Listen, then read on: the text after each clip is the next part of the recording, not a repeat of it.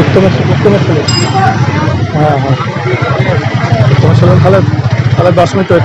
আপনার স্বাস্থ্যের সুস্থতা আমাদের দায়িত্ব, তাই সঠিক উন্নত প্রযুক্তি দ্বারা নির্ভুল ডায়াগনোসিস করতে, সেই সঙ্গে বিভিন্ন বিভাগের স্পেশালিস্ট চিকিৎসকের পরামর্শের জন্য আসুন হিমোস্ক্যান ডায়াগনস্টিক অ্যান্ড পলিক্লিনিকে। আমাদের ঠিকানা 34 নম্বর জাতীয় সড়কের পাশে, বেলডাঙ্গা, পুরনো হসপিটালের দক্ষিণ দিকে।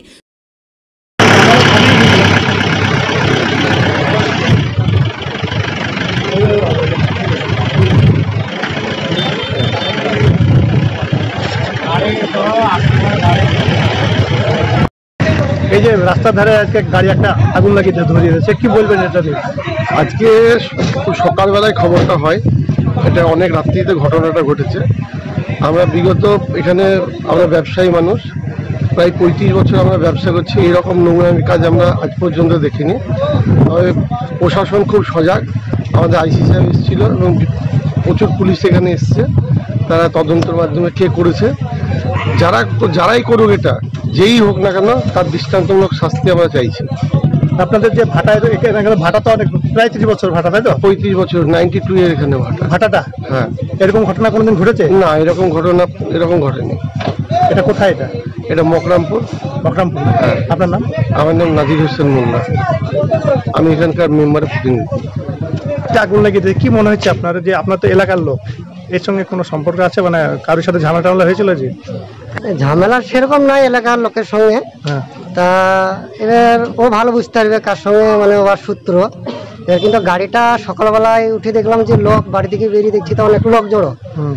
এলাম পটে এসে দেখলাম গাড়িটার ছামো, যেটা ভাবলাম যে গাড়িটা তারের কোনো ফল্ট হিসাবে আগুন লেগে যায় গাড়ি। তা দেখলাম যে না, ওটা লাগেনি, মানে চাকাটা আগে পুড়েছে। চাকাটা আগে পুড়েছে। তাহলে গাড়ি যদি কোনো তারের ফল্ট যদি লাগে তো গাড়িটা আগে পুড়বে।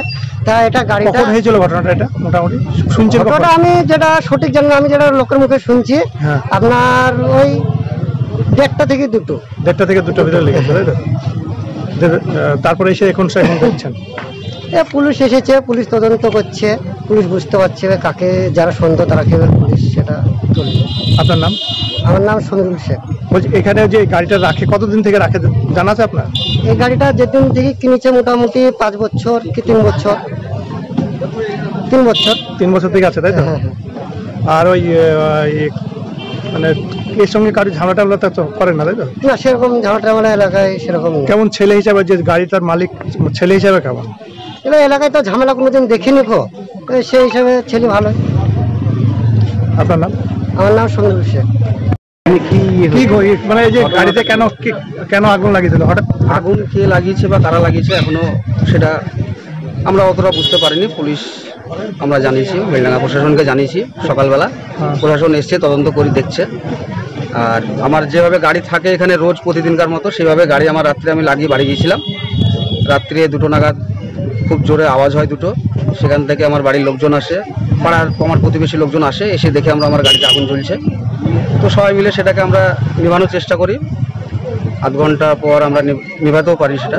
সকালবেলা বেলডাঙ্গা থানাকে জানিয়েছিলাম, সেখান থেকে প্রশাসন এসছে। আসলে কি হয়েছে ব্যাপারটা প্রশাসন তদন্ত করে দেখছে এখন। মানে কি মনে হচ্ছে, যে আগুন লাগিয়ে দেওয়া না? এখন মনে হচ্ছে তো আমার তো মনে হচ্ছে যে আগুন লাগিয়ে দেওয়ার মতো। এখন কে বা কারা করেছে সেটা প্রশাসন দেখছে।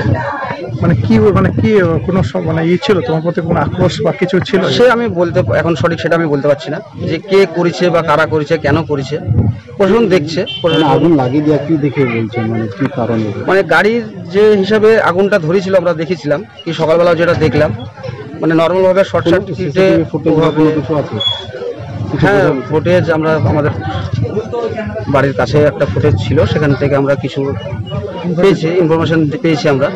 কেউ আসা যাওয়া আছে তাই মনে হচ্ছে? হ্যাঁ, মনে হচ্ছে ওরকম যে কেউ যাওয়া আসা আছে, সেটা আমরা প্রশাসনকে জানিয়েছি, প্রশাসন বাকিটা দেখছে। তোমার কি নাম? আমার নাম ওয়াসিম আকরাম, আমার বাড়ি বেলডাঙ্গা মকরমপুর। কি গাড়ি এটা? এটা টাটা সুমো গাড়ি। টাটা সুমো গাড়ি।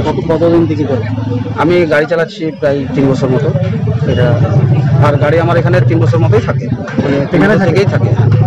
কোনো সমস্যা কারোর সাথে কিছু হয় না? কোনোদিন কারোর সাথে কোনো সমস্যা নেই। প্রতিবেশী কারোর সঙ্গে? না, প্রতিবেশী কোনো কারোর সঙ্গে আমার ঝামেলা নাই, সবার সাথে আমি মানে সেভাবেই থাকি।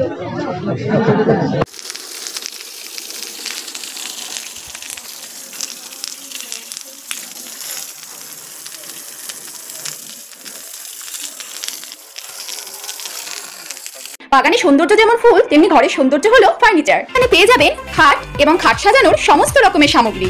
এছাড়াও এখানে পেয়ে যাবেন শোকেস, আলমারি, রয়েছে বিভিন্ন ধরনের সোফা, ডাইনিং টেবিল এবং নামি দামি ব্র্যান্ডের আকর্ষণীয় আসবাবপত্র ও স্টিল ফার্নিচার। তো আর দেরি কিসের? আজই যোগাযোগ করুন শুভ বেডিং অ্যান্ড স্টিল ফার্নিচারে। আমাদের ঠিকানা ফুলবাস্তলা মোড়, আমতলা রোড, বেলডাঙ্গা, মুর্শিদাবাদ। প্রপারেটর